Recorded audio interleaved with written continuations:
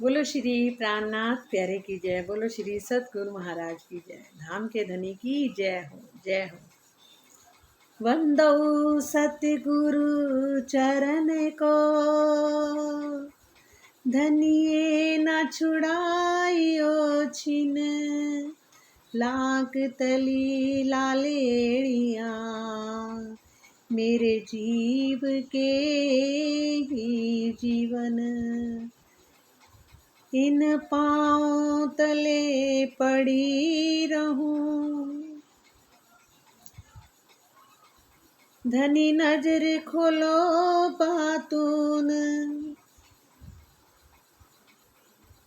श्री प्राणनाथ निज मूलपति, श्री मेहराज सुनाम। तेज कुंवर श्यामा जुगल को, पल पल करूं प्रणाम। पिया जी को पल पल करूं प्रणाम, पिया जी को पल पल करूं प्रणाम। सर्वप्रथम सतगुरु को प्रणाम करती हूँ।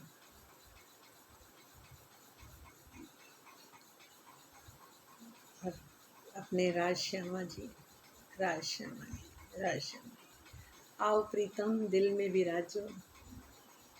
अपनी वाणी को सबको सुनाओ, सबके दिलों में प्रेम भर दो, आनंद से भर दो, नूर से भर दो। अब ये शरीर भी शरीर ना रहे, ये शरीर ही नूर के हो जाए, आपके प्यार से, आपके आनंद से, अखंड प्रेम से। हे धनी जी, गुण कहते मैं गाऊं, मैं आपके कैसे गुण गा सकती हूँ? कितने गुण हैं आपके, मैं कैसे गाऊं? आपकी जुबान से ही गाए जा सकते हैं। आप आओ, विराजमान हो मेरे प्रीतम। प्रकरण 18 पेज 119। जो एक नगनी के निरखिए, तो रोम रोम छेदत भाल। जो लो देखो पली नजरों, तो लो बदलत नाही हाल। यदि पटली के एक नग, जब पटली के एक नग को भी अच्छी तरह से देख लिया जाए तो शरीर के रोम रोम में विरह के भाले चुभने लगते हैं। जब तक हम मात्र बाहरी दृष्टि से ही देखते रहेंगे, तब तक हमारी रहनी नहीं बदल सकती। सही कह रहे हो।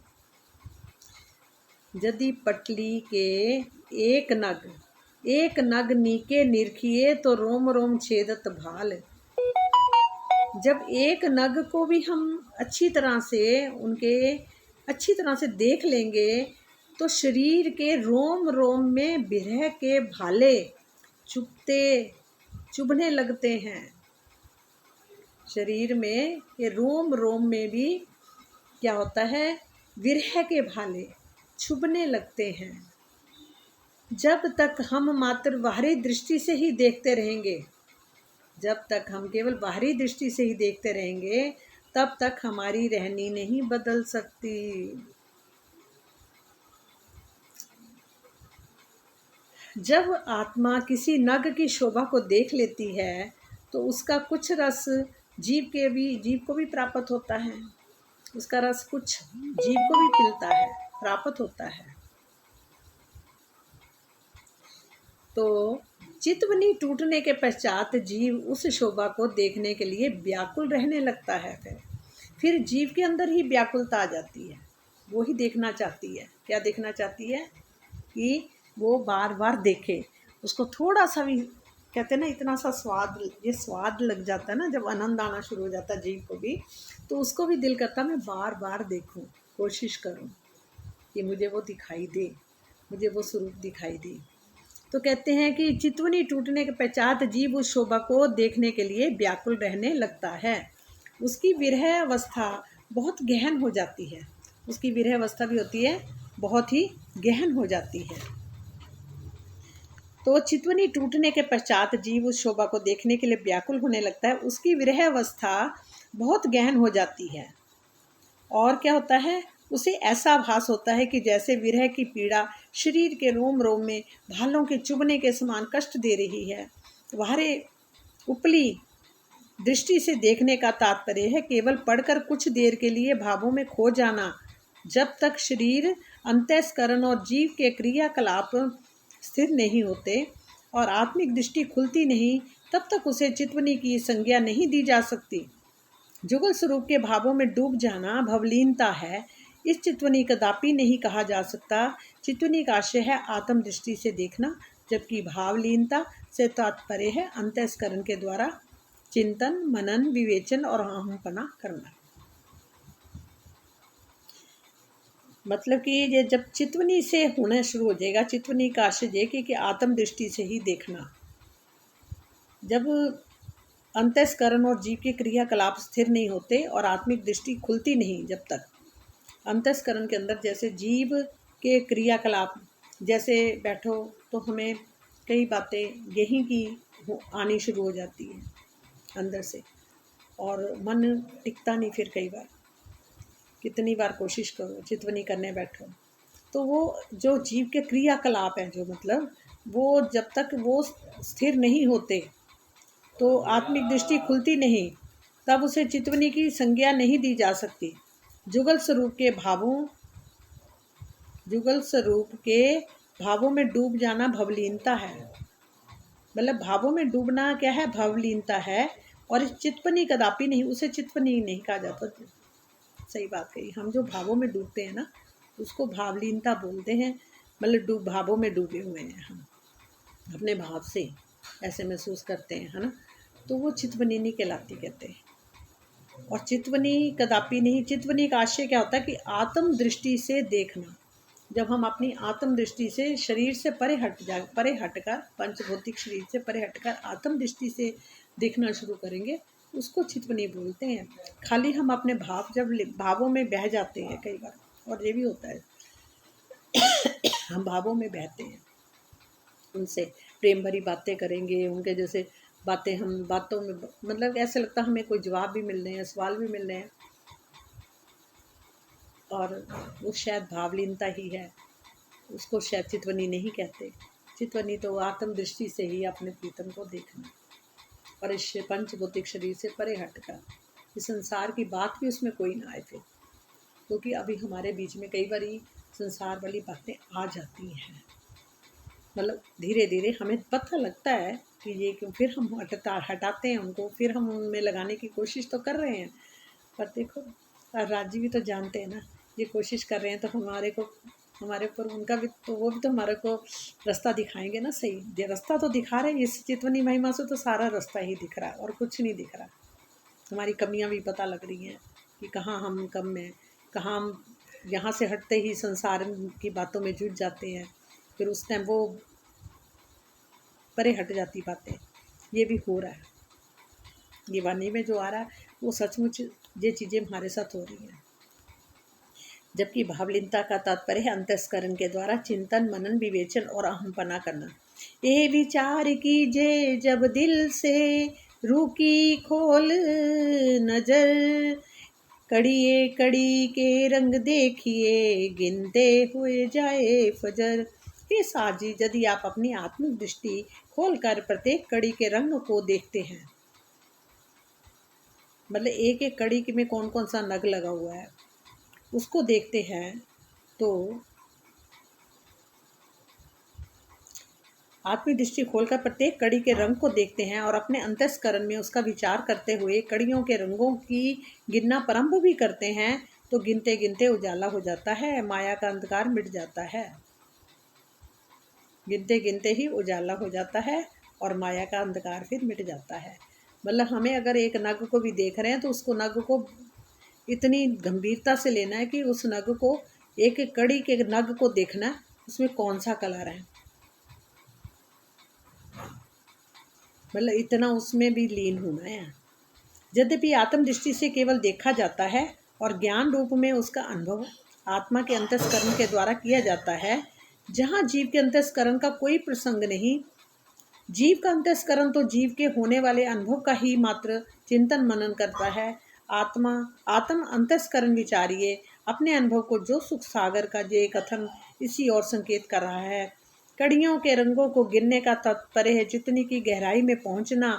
स्थिति में आत्मा का जागृत हो जाना स्वाभाविक ही है, जिससे हृदय में ब्रह्मवाणी के परम गुह्य रहस्यों को जाला हो जाता है और माया के अंधकार समाप्त हो जाता है। इसे ही छुपाई के चौथा चरण और फजर कहा जाता है। जैसे कल हमारा चल रहा था, मुकुट के ऊपर चल रहा था, ठीक है ना। उसमें आता कि जैसे एक कांगरी आ रही है, मतलब चार चार है कांगरी की लाइनें आती, तो जिसके जो पहली वाली आती है नीचे, मुकुट के नीचे जो आती है, उसके ऊपर जैसे चार पहले नग हैं, फिर तीन रंग के नग हैं, फिर दो उसके ऊपर आते, फिर एक आता है। ऐसे ऐसे चारों तरफ, मतलब 4 3 2 1, 4 3 2 1 चारों तरफ आते हैं। जैसे फिर कांगरी की आती है, उसके ऊपर फिर जैसे बेल बूटियाँ चित्रकारी आ रही है, उसके बाद फिर कांगरी आती है, फिर उसके बाद बेल बूटियाँ आती हैं, पर वो उसका जीन्स अलग है, उसका जीन्स अलग है। फिर एक कांगरी आती है, फिर उसके ऊपर भी 4 3 2 1 के नग लगे हुए हैं। फिर कैसे टोपी आ रही है, फिर कैसे उसमें नुकीलापन आ रहा है, और नुकीले से एक फूल, जैसे तरह तरह के फूलों का गुच्छा ही समझ लो लग बना हुआ है। उसके ऊपर भी फिर एक 3 पत्तियाँ टाइप जैसे होते हैं, वो होते हैं ना, कलगी लगती है, इस तरह से आते हैं। उसमें भी कैसे नग है, एक एक में 10 नग, 10 के भी कहते हैं, एक एक नग का भी 10 कलर होते हैं, और 10 के 100 कलर हो गए।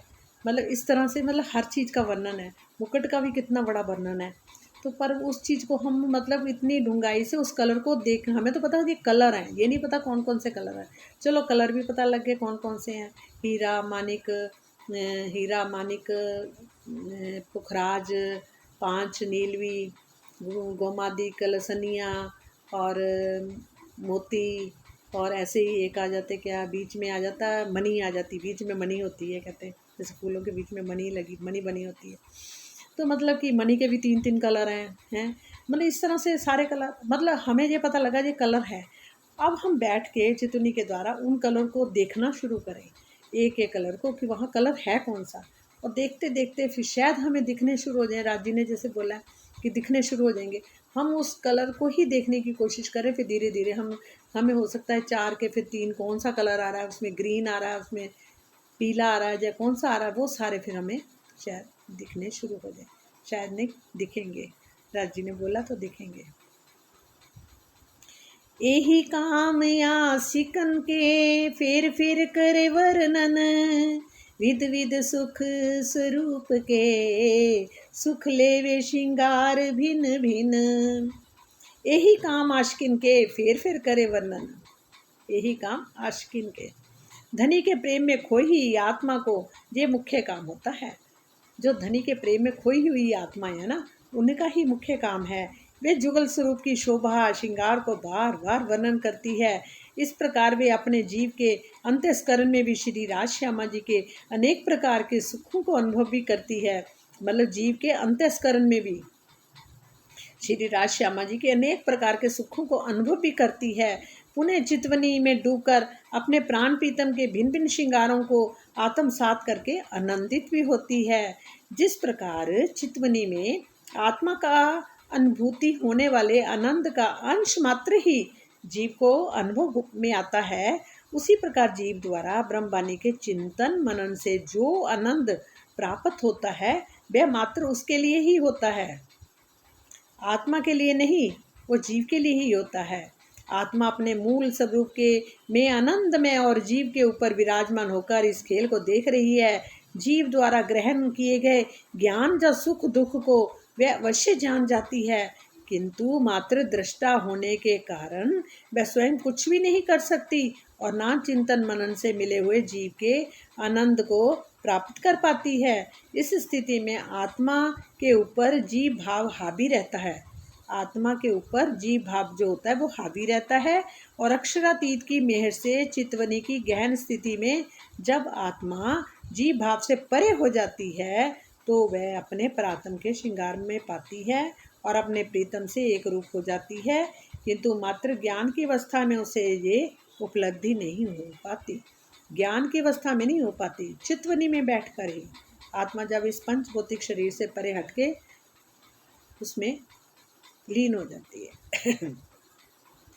यही आहार यासिकन का यही शोभा सिंगार झीले सागर वाहिदत में, मेहर सागर या पार। प्रीतम की शोभा, यही शोभा श्रृंगार, प्रीतम की शोभा श्रृंगार का दीदार दर्शन ही ब्रह्म सृष्टियों का आहार है। यही आहार आशिकन का, यही शोभा श्रृंगार, कहते कि यही जो है प्रीतम की जो शोभा श्रृंगार का दीदार है, दर्शन है, ही ब्रह्म सृष्टियों का यही आहार है। ये आहार है, भोजन है, और इसे प्राप्त करके वे अपने धाम धनी के अपार मेहर एवं वाहिदत के सागर में क्रीड़ा यानी स्नान करती है। मतलब झीलें सागर वाहिदत में, वाहिदत के जो सागर में वो क्रीड़ा करती है, स्नान करती है। और मेहर सागर अपार, ये मेहर का सागर अपार है, जिसकी कोई भी व्याख्या इतनी नहीं कर सकता कि उसका सागर, मेहर का सागर अपार है।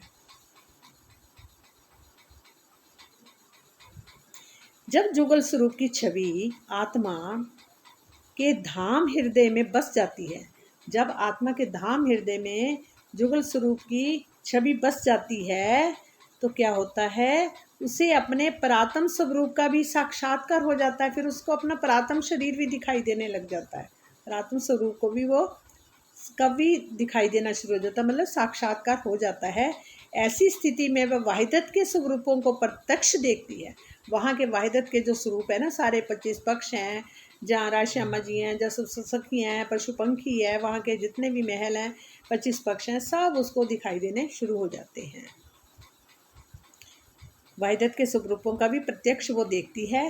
प्रेम में चितवनी की गहराइयों में डूबने पर वह विज्ञानमयी मार्फित अवस्था को प्राप्त कर लेती है। क्या कहता है, चितवनी की गहराइयों में डूबने पर वो क्या करती है, विज्ञानमयी मतलब मार्फित की अवस्था को प्राप्त कर लेती है, जिसमें वह आठों सागरों के रसपान के साथ साथ परम सत्य मार्फित के गुज रहस्यों को भी जान जाती है, गुज से गुज रहस्यों को भी वो जान जाती है। और यही वाहिदत एवं मेहर के सागर की क्रीड़ा करना है। इसी को ही बोलते हैं वाहिदत एवं मेहर के सागर में क्रीड़ा करना। महामत देखे विवेक सो, हक वस्त्र और भूखन, सब अंग शोभांगों की, जो दिल रूह होए रोशन। श्री महामती जी कहते हैं, महामत देखे विवेक सो, हक वस्त्र और भूखन, सब अंग शोभा अंगों की, जो दिल रूह होए रोशन। श्री महामती जी कहते हैं कि हे साथ जी, अब मेरी आत्मा अपने प्राण वल्लभ के वस्त्रों को, आभूषणों को, सभी अंग प्रत्यंगों की शोभा को विवेक पूर्वक देख रही है, ताकि मेरी आत्मा और उसका अंतस्करण दोनों ही धनी के नूर से प्रकाशमान हो जाए। विवेक पूर्वक देखने का तात्पर्य है पंचभौतिक शरीर। विवेक पूर्वक देखने का क्या मतलब, पंचभौतिक शरीर, अंतस्करण, जीव, पंचभौतिक शरीर, उसका अंतस्करण चित्त जिसको बोलते हैं, और जीव और संसार के मोह से अलग होकर, अंतस्करण जीव और संसार के मोह से अलग होकर प्रेम की निर्विकार में दृष्टि से देखना। इस छुपाई में सुंदर साथ को परोक्ष रूप पर्दे में ये शिक्षा दी गई है कि वे अपने धाम हृदय में राज्य के वस्त्रों एवं भूषणों सहित अंग प्रत्यंग की शोभा को बसाए, जिससे उस शोभा के नूर से उनकी आत्मा एवं अंतस्करण प्रकाशित होते रहें। और श्री महामती जी ने तो इस उपलब्धि को हफ्शे में ही प्राप्त कर लिया था। महामती जी को कहाँ हुआ था, हफ्शे की जेल में।